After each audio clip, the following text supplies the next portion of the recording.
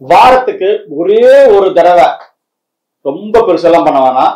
இந்த காணொலியில் சொல்லக்கூடிய குழம்ப செஞ்சு சாப்பிடுங்க. உங்க ஆரோக்கியம் வந்து சூப்பரா பாதுகாக்கப்படும். மெயினா கேஸ் ட்ரபிள், கை கால் குடைச்சல், வயிறு மாந்தம், ஊதல்.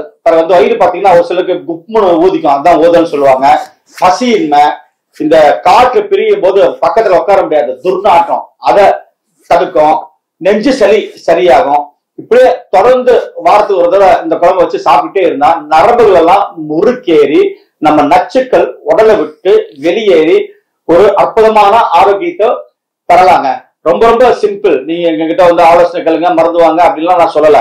ஈஸியா நாட்டு மருந்து கடையில கிடைக்கக்கூடிய ஒரு சிலதை வாங்கிக்கோங்க. வீட்டுல இருக்கக்கூடிய ஒரு சிலதை வச்சு வாரம் ஒன்னா இந்த குழம்பு வச்சு ஃபேமிலியே சாப்பிடுங்க. சூப்பரா உங்க ஆரோக்கியம் நல்லா இருக்குங்க. மிஸ்டர் லேடிஸ் நேயர்களுக்கு வணக்கம். நான் உங்கள் அன்பு சகோதரன் கார்த்திகேயன், லக்ஷ்மி ஹெல்த் கேர் சென்டர்ல இருந்து பேசுறேன். உணவே மருந்து அப்படின்னு எல்லாருக்குமே தெரியும். அது அப்படி அந்த உணவே மருந்து வகையில நாம ஒரு மருந்தையே இப்ப உணவாக்கி இந்த காணொலியில சொல்ல போறோம். வாங்க என்னன்னு பார்ப்போம். இன்னைக்கு இருக்கிற உணவு கலாச்சாரத்துல நல்ல சத்தான டாக்ஸின்ஸ் இல்லாத உணவுகள் கிடைக்குதா அப்படின்னா கிடைக்கிறது இல்லை. அது வந்து ஒரு பெரிய கேள்விக்குறிதான். ஓகேங்களா?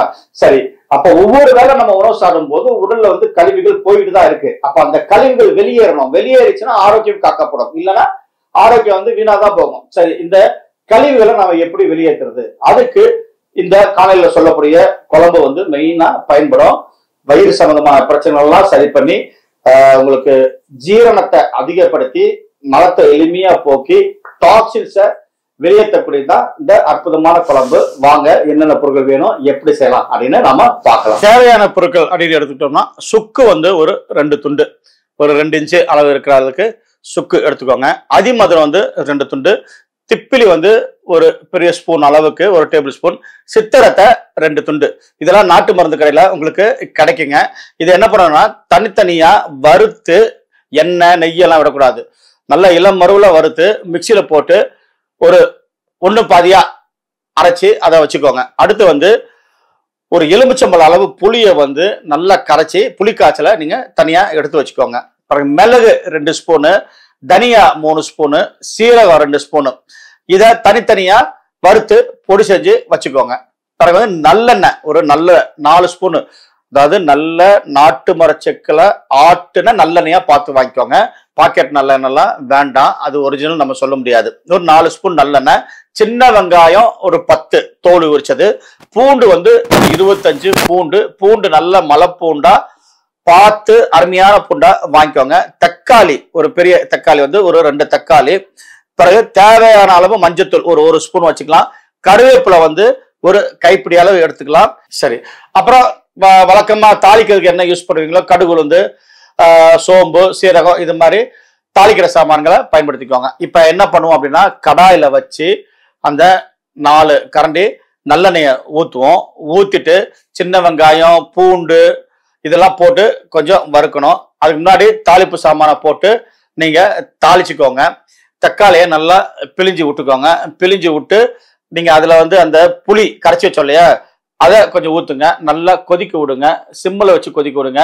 அந்த புளியுடைய வாடை போனதுக்கு அப்புறமா ஏற்கனவே நம்ம தூள் பண்ணி வச்சிருக்கோம் இல்லைங்களா, சுக்கு, அதிமதுரம், திப்பிலி, இதெல்லாம் போட்டு பிறகு மிளகுத்தூள், தனியாத்தூள், சீரகத்தூள் இது எல்லாமே போட்டு நல்லா கலக்கி மூடி வைங்க. கொஞ்ச நேரத்துல சும்மா கமன்னு வாழை தூக்கும். அப்ப நீங்க அதை எடுத்துட்டு அந்த குழம்ப வந்து நீங்க சமையலுக்கு சாப்பாடுக்கு நம்ம சேர்த்து சாப்பிடலாம். நீங்க மூலிகை குழம்பாச்சே, இது டேஸ்டா இருக்குமா அப்படின்லாம் நினைக்க வேணாம். பக்காவா அருமையான டேஸ்டா இருக்கலாம். இது வந்து இந்த ஃபீவர் வந்து பாத்தீங்களா, கடுமையான சுரம், 4-5 நாள் அவங்களுக்கு டேஸ்டும் தெரியாது, ஒன்றும் தெரியாது. எதாவது சாப்பிட்டாலும் கசப்பா இருக்கும், நாக்கு தேடும், வாய் கபன்னு பசி எடுக்கும், வாய் நாக்கு வந்து உங்களுக்கு ஏதாவது டேஸ்டா தேடும். அவங்களுக்கெல்லாம் இந்த குழம்பை வச்சு கொடுத்தோம்னா சுருக்குன்னு வந்து அந்த காரம் தெரியும். ரொம்ப சீக்கிரமா வந்து ரிகவரி ஆயிடுவாங்க. இதுல வந்து பெரிய அட்ராசக்க விஷயமெல்லாம் இல்லை, சாதாரணமா கிடைக்கக்கூடிய பொருட்களை வச்சுதான் உங்களுக்கு இந்த காணொலி செஞ்சிருக்கேன். தவறாம வாரம் ஒரு தடவை நீங்க செஞ்சு சாப்பிட்டு பயன்படும் முறை கேட்டுக்கொள்கிறேன். மீண்டும் ஒரு நல்ல தகவலுடன் சந்திக்கிறேன். நன்றி, வணக்கம்.